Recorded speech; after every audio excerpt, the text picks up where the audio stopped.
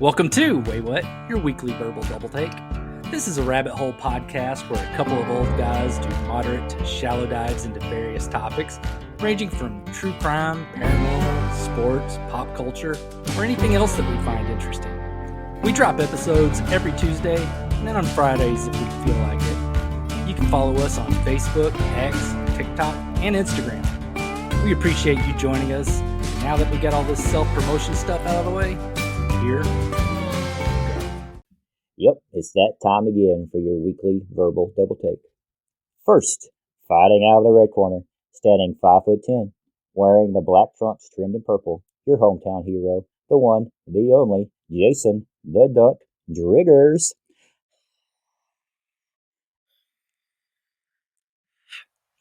Next, fighting out of the blue corner.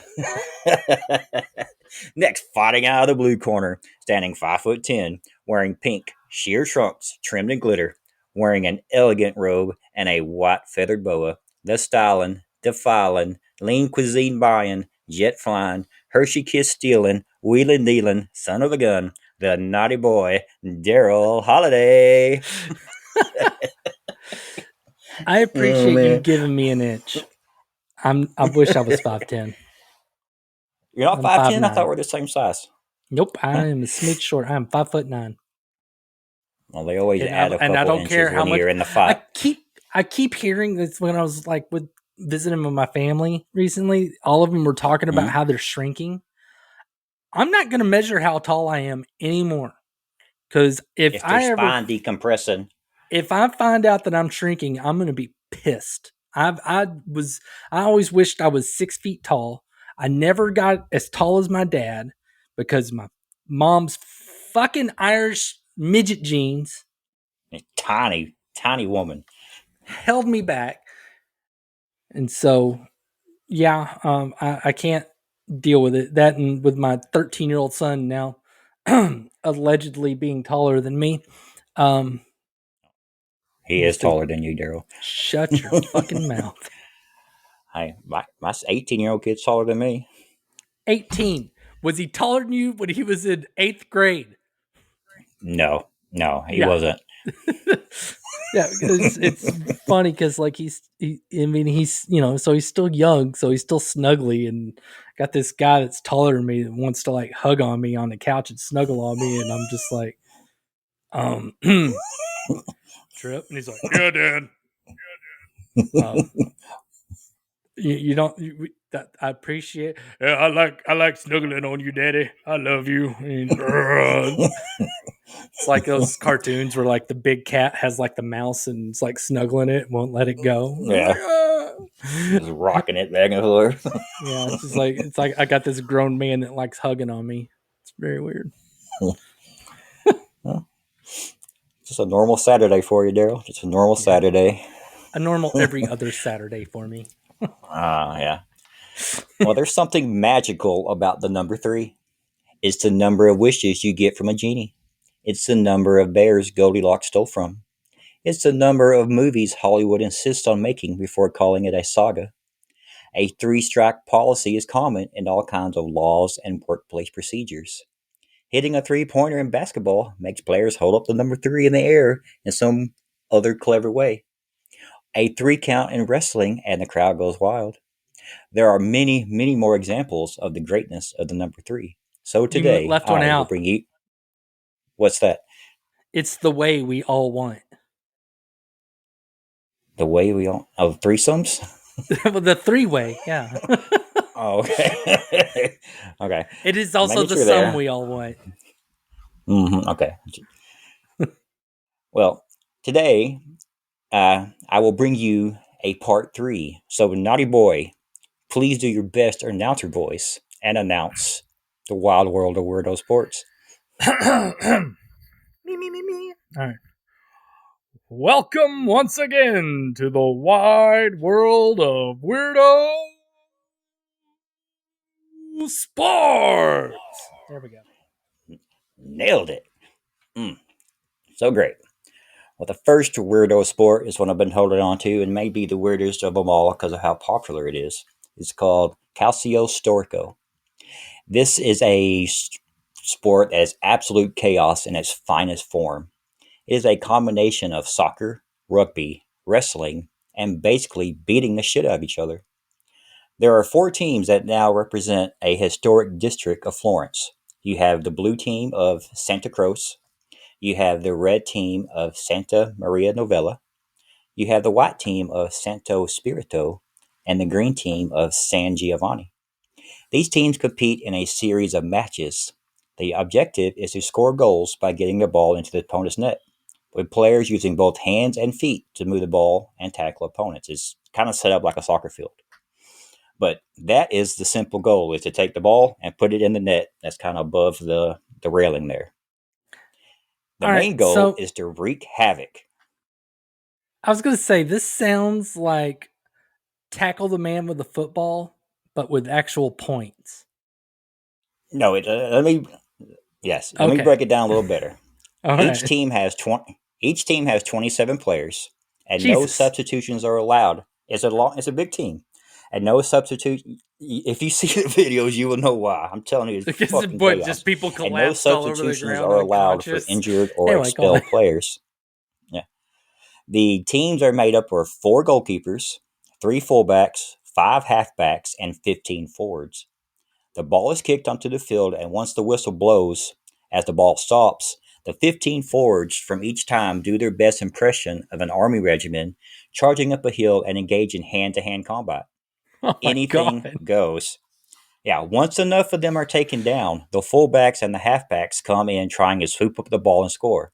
To sum it up, chaos, testosterone, and brutality.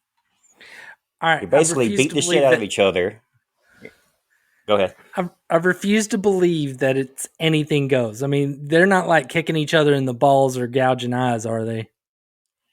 No, once they fight and get you on the ground, then that's when the fight stops. Like, you just have to stay there while all the action goes on around you. So if you get taken out by somebody, well, you're now on the ground. But if you once you go horizontal, you have to stay that way. Yes. Yeah, so that's why 15 people come mashing together, and then whoever comes out on top, that's when the fullbacks and the halfbacks come in and try to score the goal when they have a clear path. How do they decide if you're down? Is it if your torso touches the ground or your knee? Like once you get them on the ground and get pinned, basically like wrestling. Once you get pinned, get pinned, submitted, you get taken down. It's a straight up fight. Where is this again? Italy. I've been to Italy twice. I never saw this bullshit. There's a whole documentary about it on Netflix. I can't remember the name. I think it's called Hometown, and it goes into this in great detail, and it shows a lot of the matches, and I'm telling you, it's fantastic. That must be on the east side of Italy. I've never been to the eastern portion of Italy. I've always been on the western portion. So maybe that's some east side shit. Maybe, but it's great.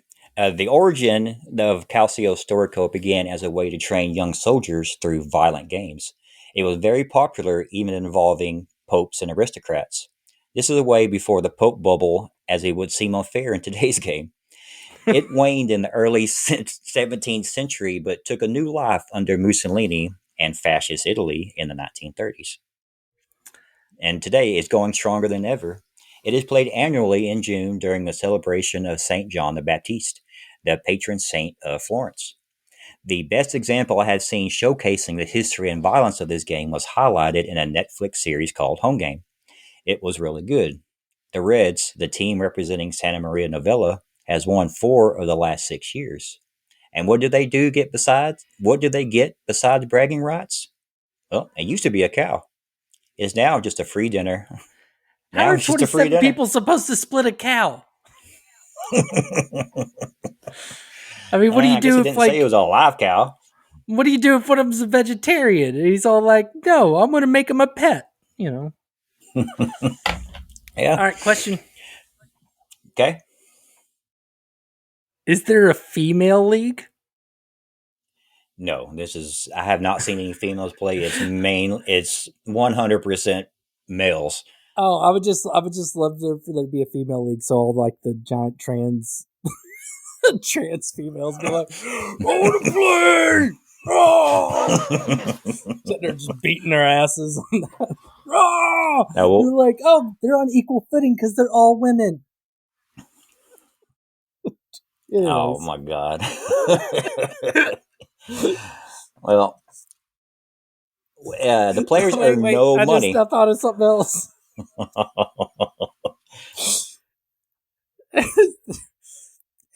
Is there a female division for the dick measuring league? Which one of these ladies has the biggest dick?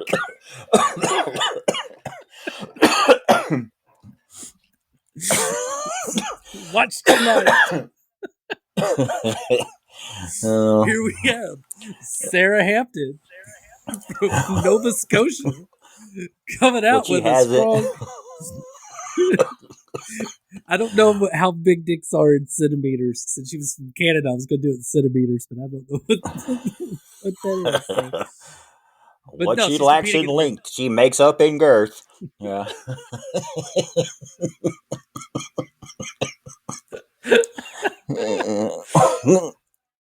Oh, man, all right, you can go on now. Well, the players on this league, they earn no money. Or this game, they earn no money. But is it worth it? 25-year-old donkey says yes. 45-year-old donkey still says yes, but will have his 45-year-old body slap him in the face to wipe that idea out of existence. Dude, something happens like in the mid-20s where like the second like I turned like 27, I think, all of a sudden I became hyper conscious of the fact that I am made out of glass. And if I fall down, I will shatter into a million pieces. I mean, because when we were still in our early 20s, we were still playing football and stuff. We were still getting out there and like throwing ourselves around and junk like that and playing hockey and everything else. And the bounce houses. Yeah, as soon as I hit about 27, I was like, I'm made of glass. You're all like, I'm going to wrestle, you know. But not me. I was like, and now I'm really paying for it. Yeah, I started riding a bike again whenever I was 27, and I was just like, all of a sudden, I was terrified of falling off. I was a kid. I flew over the handlebars. I would sit there and get tossed aside, crash out all the time. But now, all of a sudden, I was like, oh my God, if I fall off of this, I'm going to die. But yeah, I can't roll out of bed correctly. I mean, I've worked out pretty hard last week, and I'm still sore. I'm just like, I don't heal anymore. I'm just in a constant state of sore since I work out. I feel you on that one. Constant state of sore. All right, the next sport. This one's pretty stupid, and I can't believe it actually is caught way. It's underwater hockey, and it's exactly as it sounds, dumb. This sport, also known as octopush, used to be 2 teams of 8. Hence, the octo and the push is what they call the stick they use. It's a team sport played on the bottom of a freaking swimming pool where 2 teams of 6 players compete to maneuver a weighted puck that weighs about 3 pounds or so into the opposing team goal using a short stick called the push. It's like a very micro version of a hockey stick, just shoved way down. How deep is the pool? It's deep enough where they're submerged. They're not just in their waist. So it's over your head. Submerged. Over your head. So completely part of this submerged. Is being able to hold your breath. Okay. Yes. It's nowhere near the length of an actual hockey stick. It's usually, I already did all that. Players wear snorkeling gear and gloves and must hold their breath while playing. Probably the dumbest of the sports I have covered so far. And I have covered some pretty dumbass sports. Hockey is fast-paced, violent, in the greatest way possible, and requires great skill. Not only in ice skating, but in handling a puck. It's not easy. You and I both know that. Yeah. This sport takes away none of the good from hockey and makes it into a sport you can't even watch. It's a non-spectator sport because they're under the pool. They're underwater. You can't see them. Unless they have special things on the side where the glass, like at SeaWorld or something. I could tell you what happened here on why this sport exists. These are all the people that couldn't hack it in extreme ironing. Your favorite one. These are all the people that tried to underwater iron and they couldn't fucking do it. And they're like, fuck it. I'm just going to sweep a heavy puck into a net. Who's with me? And it's all the other assholes that couldn't handle extreme ironing. Yeah. Yeah. That's your favorite one. I think you're bringing that one up a lot. We're going to have to go to an extreme ironing event. It's so weird. It is weird. That's why I was on this. I know. Yeah. Well, with all that said, there are some aspects of this game that sound impressive. Like you alluded to, the breath holding. You do have to hold your breath for a long period of time, or one would think. The average player holds their breath for only about 12 seconds. So you're going underwater, you're doing it for something for about 12 seconds, and you got to pop right back up and go back under. Dumb. Stupid. I guess you take a guess on where it originated from. Oregon. Oh, come on. You could take a better guess. Where did most Florida? of these stupid sports of origin? England. England. Oh, sorry. I didn't think English people really cared about anything that was hockey-like. I mean, if they were kicking the... Yes, that's why they made it underwater. If it was underwater soccer, I would sit there and maybe think England, but this is, hockey. So I figured this was all like the Oregonians that were like, since they're kind of close to Canada, they see it and they're like, ooh, I could do it. But then, since they're all vegans, they're too weak to actually ice skate and hit a puck for real. So they just, like, hey, why don't we just all go in the pool and we'll push this thing? And all the Oregonians are like, yay! And that's what they do. They do their little sissy sport. Close. Underwater hockey originated in Portsmouth, England. In 1954, Alan Blake, a founder of the South Sea Sub Aqua Club, invented the game as a means of keeping the club's members interested and active over the cold winter months when open water diving lost its appeal. And believe it or not, it is still happening today as there are major championships and tournaments held all over the world. The Underwater Hockey World Championship is the biggest of them all. A world championship has been held every 2 years since 1980 with several different classes. The U.S. won the 21st World Championship in the men's Masters division in 2023. All right, since this came out in the 50s, I'm gonna do a completely uneducated guess. This is probably absolutely wrong and chauvinistic and stuff. But my theory is that this is the sport that was created by men that did not fight in World War II. They were just out of age, or they had desk jobs, or whatever. Somehow these guys didn't fight World War II, and so they didn't get that whole big, badass, tough demeanor that all the vets had. And so they get back, they're all like, they go to the bars and they're tired of watching like all the awesome tough guys like pick up chicks and get them getting laughed at, and they're just like, well, hey fellas, why don't we do a sports game together? That's good and manly. You're like, well, as long as it's not running, because I have a hard time catching my breath. And you're like, well, can you hold your breath for 12 seconds? Yeah. Oh, great. All right. Well, somebody get my mom's feather dusters. And then they all got their feather dusters and they pushed like their mom's ashtray around underwater, and they got yelled at for it. But at the same time, she was kind of glad that he was outside of the house for a little bit and made some friends. So that's what it was. And then it turned out there were guys in America that were the same way. That were just like, oh, I wish I came back from a war all tough and badass and with post-traumatic stress. But no, I stayed here and like washed my mom's underwear. And so they jumped in on the sport too. That's my theory. It's pretty close. It's a pretty good theory. But yeah, you should see the pictures of them trying to actually take pictures of them playing underwater hockey. It's ridiculous because both sports have to have some sort of spectator to be able to watch it, but you can't watch this. It's not. I don't think you need a spectator, but my thing is that doesn't seem like a sport I would want people to see me do. I mean, think about this. Have you ever really seen a cool underwater picture? People's legs are all twisted and weird, and their cheeks are all filled up, and they got bubbles coming out of their nose. Oh, okay. I mean, you take a picture of us playing ice hockey. we're going to look badass no matter what. Even if we're all like, stopping or we're about to get our fucking clocks cleaned or something, you're still going to look pretty badass. Underwater though, you'll be all like, with your little feather duster, and your legs are all going to be, and you're going to have your snorkel, and your eyes are going to be all like bugged out because of the goggles. Yeah, no, they're better off with nobody seeing them do this. This is something that they need to do in silence, away from prying eyes, so they can, get that little surge of testosterone that they're just dying to have, feeling like they're doing a competitive sport, and then move on. Maybe they just didn't let them have this.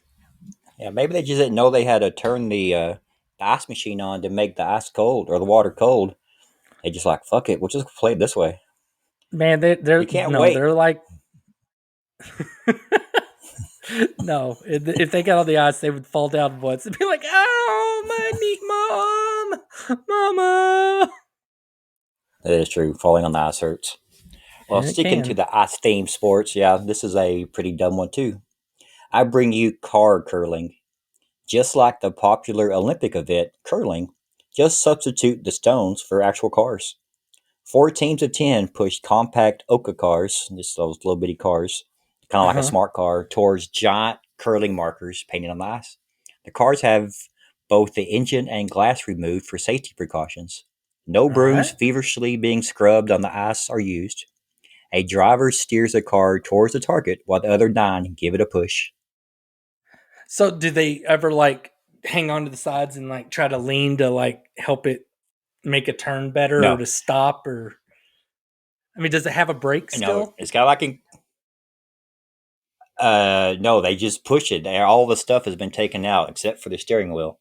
So they just give it a push like you would in curling, and hopefully it lands in the circle where it should be. But you have to still try to like. Do you try to hit the other person's car to get it out of the way? Oh, badass! Yeah. All right, I'm down. Yeah. This one is kind of cool. I guess it debuted in Russia, and we just gotta go to Russia. I don't want to do that. It debuted in 2017.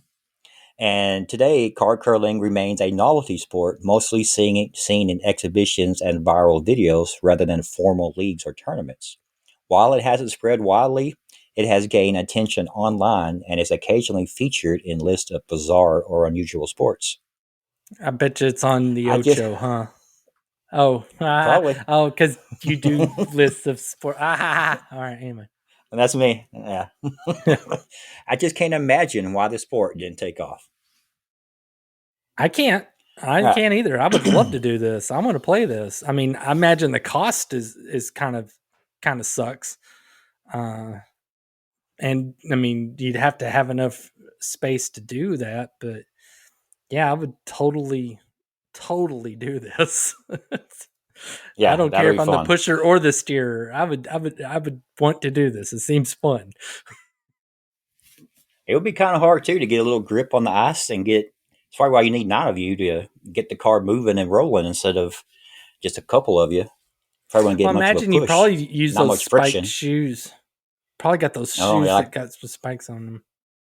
Like what the loggers use when they're running on the log on the water. Maybe not that thick, but maybe something more like kind of like golf shoes almost, I guess. But okay. I mean, you don't need that thick. I mean, just enough of a point to just claw in a little bit.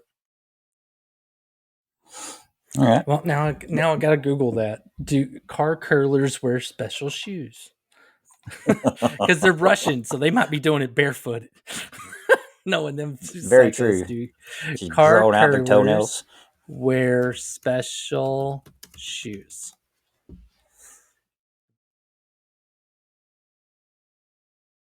Mm-hmm. Not competitive curlers. I want to know about car curlers. I think competitive curlers though they want to slide because when you see them drop the stone or slide the stone, they slide a good 30, 40 feet. They have a slider shoe on their sliding foot, and then they have a gripper shoe. Oh, I didn't know there was a slider and a gripper. Huh. Pretty cool. All right. novelty events, cars on sliding or booms. They were. They may actually wear traditional curling shoes on this. Okay. The traditional gripping shoes, but I can't get a straight answer.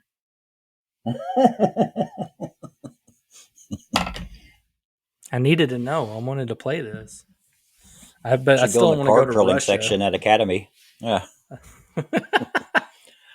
Play it against sports, man. I like to save money on my sports equipment. Well, this one you won't need much sports equipment. Just this one is pure chaos in the best form. It's called Taoshi. It's a capture the flag game that has teams consisting of 150 players each. There is 150 players on each side. Yeah. 300 people. You then divide. Yeah, you then divide them into 75 attackers and 75 defenders. Okay. The object of the game is to tilt the opposing team pole, which is anywhere from 10 to 16 feet high, lower than 30 degrees. So at the beginning of the game, it stands erect, and then you have to try to tilt it down lower than 30 degrees. Yeah, I think I've seen this in anime. Yes, and they do it by any means necessary, and I do mean any means necessary. You will see teams climbing on top of each other, punching, kicking, strangling, pulling back heads, all to get to the top and bring that pole down. This is all prohibited, in fact, encouraged. They even have a designated player, known as a ninja, who sits on top of their team's pole and kicks any opposing player in the face trying to climb. Although the match only lasts 2 minutes, the beatings these players take are incredible, especially to the face. Well, according to anime, they play this in schools, like at school festivals, school sports festivals. There's like teenage kids, and I don't know if it's co-ed or not co-ed. I think it's just it doesn't look co-ed. Right, it looks like a bunch of guys. Dudes. But but it's incredible to watch. Thank you, anime. Well, this one originated in the 1940s as a military training exercise in Japan, particularly within the Japanese National Defense Academy. It was designed to build teamwork, coordination, and strategic thinking. Today, it has evolved and played during school sports festivals and communities events across Japan. We can always count on Japan for thinking outside the box and coming up with these insane games and festivals. Keep up the good work. You left out one of the reasons why they did it. What? To weed out the weak. If you died during this sports festival, it's because you weren't strong enough to live. Yeah. When we post videos to this, y'all will be amazed how quickly they are and how they surround the pole, and then how everybody just starts climbing up it. And they got people ripping them down and kicking them in the face and punching them in the face and all trying to get to the top. Dude, that's how those girls were when I was. That's how the girls were with my pole whenever I was in the Philippines. Trying to get to the top of it.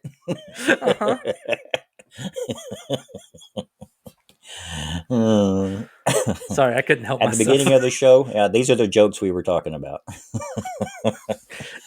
I mean, I will say it was not like that when I was in Japan. So, everybody there was nice and polite and wonderful, Place I would love to go. And I will end. Anyway, go on. No, I'm going to end on this one. This one is probably, I don't know, I've tried some crazy ones, but this one is actually pretty legitimate because I've seen this one on TV. It's another weird sport that is exactly as it sounds. It is jiu-jitsu, but in a car. Sounds made up, right? All these sports I have chronicled sound made up, so that this one fits perfectly.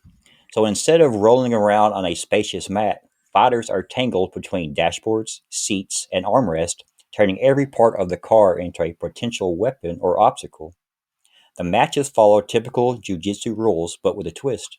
Fighter can use seatbelts for submissions, which they'll take that seatbelt and they'll tangle it around your neck, clipping the shit. Yeah. Which seatbelts try to do by themselves anyway. But grab onto headrests for leverage, and even get pinned awkwardly between the steering wheel and the door. It's pretty sometimes crazy. Through the loop of through the steering wheel, they'll try to get leverage through there too. Yeah. Now, here's how it I know works. that The sports. I know about this one because I'm the one that told Jason about this sport. Yes, me and it's on my me list.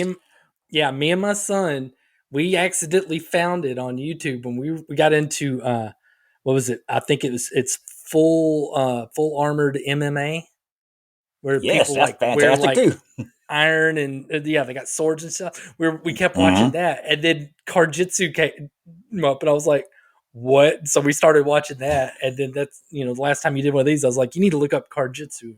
I'm glad you did. Mm-hmm. Please tell It us is a all good about one. it. Yeah. Well, this is how it works. The sport operates using a 2 to 3 round system where both fighters must begin buckled into their seats. So they both start one in the passenger, one in the driver's seat, seatbelts on. A coin flip decides who gets the driver's side and shotgun before alternating in round 2. So no matter what, you get to sit in the driver's seat or start off in the passenger seat.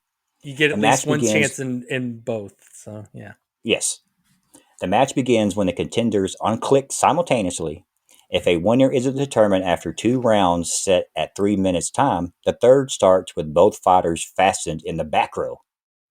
They start off in the back seat. Overtime, baby. We're going in the back seat. The sport was invented in 2020 by Russian martial artist Vik Mikiv, who saw it as value as a real-world self-defense exercise. He explains further, stating that if someone tries to carjack you, knowing how to grapple in tight quarters might just save your ride. And he actually has a good point. He does, but I mean, it's hard to think of that as a legitimate thing whenever I know in like matches I've seen where somebody's head's like stuffed down in the floorboard and their foot's all up in some guy's face. It's like, it's just like, it is, it's ladies, it's not a sexy sport. I will tell you that. No. It's super fun to watch though. I mean, they will turn themselves into pretzels and they will be all over that car in the weirdest ways. It Yeah. is so Things cool. you would never imagine that they could get themselves into, and they somehow have figured out a way to stretch yourself to get into that part. I could barely Yeah. reach into the back seat to grab something, more or less, to fight somebody in there. God forbid I drop my vape down in the floorboard in front of me, and I'm all Oh, like it's gone. doing that number, trying to like reach down, and I'm like, God damn it, I just need a red light, and then all of a sudden, every light in the world turns green, Never and I'm fails. sitting there just like trying to like scooch it with my foot that's not using the gas, and like, yeah. My fear So when I drop stuff down on the floor like that is to get stuck underneath the brake or the gas, where you press it and you're hitting I've had whatever that you just happen. dropped. I had that happen one time where Scary something feeling. yeah, I didn't care for that. I think the other thing I hate is those gaps in the seats. It seems like anytime my phone just falls, I mean, I could sit there and stick my arm out like 2 feet away and let go of my phone, and it'll find a way to fall like right next to me in between the seat and the console every fucking Yeah, time. well, you have to use your little pickle grabbers to go in and try to pick out your phone. No, I say fuck the skin on my hand and just jam it down in there until I can like grab it with 2 fingers. Then I do the like whole like little pinchy thing and then pull it up And you drop it to get it right back down where it came from. sometimes. And if it's really bad, then like if it happens and I'm in the car parked, then I'll say fuck it and I'll open up the door and I'll just have my ass sticking out while I'm sitting there digging under the seat. But, Hmm. Well, CarJitsu tournaments have popped up in various places and are really gaining steam. It has aired on ESPN The Ocho, and fans include Kevin Hart and Keenan Thompson. The CarJitsu Championships, backed by the Pro League Network, can be seen on a variety of social media platforms. They have amassed over 1 million followers. You can even buy CarJitsu merchandise, which I actually contemplated on buying. I almost bought me a shirt. I do have a micro wrestling shirt, so I might as well get me another you ought oddball. to see if they have a show locally, then we should go, and then we'll both Yeah, get CarJitsu shirts because we absolutely. had That'd be a lot of fun. it sucked because by the time that me and Trip found out about the Full Metal whatever the MMA thing, that Hmm. was done here. There was a place here that would do it, and they would put on shows like I think once a month or something like that, and then and I think they already went under by the time that I found it, and because I was like, oh shit, me and Trip are totally gonna have to go to this, and it's gone. Which Have you ever heard that of Fight sucks. Circus? No. It's a boxing promotion. I'm going to use that loosely, MMA promotion, if you will. But they come up with these ridiculous fights, and they're always exactly like that. It's a circus. It's somebody really fat against somebody really skinny. It's a vegan versus a meat lover. It's always these weird, oddball pairings of fights. See that You'll see some interesting ones. I wouldn't get anything out of that because whenever I hear you talking, all I could think of is whenever UFC first came out. When Oh UFC yeah, when there's no first weight came out, class. there were no weight classes. And it was so fucking cool. You'd sit there and see like tiny ass Hoist Gracie take down like some 280-pound dude. And it was so badass. I mean, it was, yeah.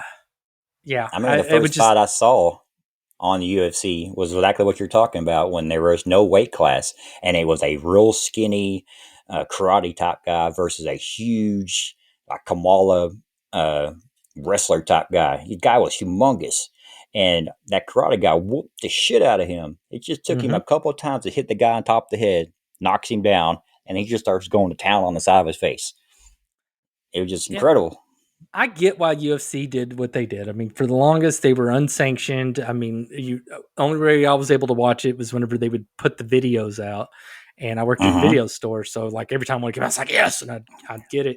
And I mean, I get why they went to the weight classes, and it's been very successful for them. Oh yeah, but I miss it. I miss it so much. I want to watch Circus. But that's not going to be good. I mean, UFC gets badass fighters. Well, they get real fighters. Yeah, these are not really. Yeah, no, these are all meth heads and homeless people that need money. Yeah, probably.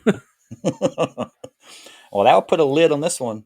There are a million weird ass sports out there, so I'm looking forward on another one of these in the future. Let us know in the comments some wild ass sporting event you would like to hear more about. Be sure to check back next week as Darrell will regale us with another topic that made him say, "Wait, what?" Oh, I was waiting for you to get me to do the thing again. Oh, well, I will. Do you want me to do it? Yeah, go ahead. Yeah, all right. Absolutely. So put in the comments some sports you want Jason to look into so he can do another installment of the Wide World of Weirdo Sports. I nail it every time. Perfect. I know. I miss my calling. Well, we'll see y'all then, guys. Bye-bye. Later. Thank you for joining us for this episode of Waywut. This show's available on YouTube, Good Pods, Spotify, Apple Podcasts, and pretty much anywhere you listen to podcasts. We love to hear from you. Please comment on what you just listened to, pass along episode ideas, or just talk to us at Waywut Podcast in our Facebook group or on TikTok, Instagram, or X. Again, we really appreciate you joining us. Come back again to hear about some stuff that'll make you say, "Wait, what?"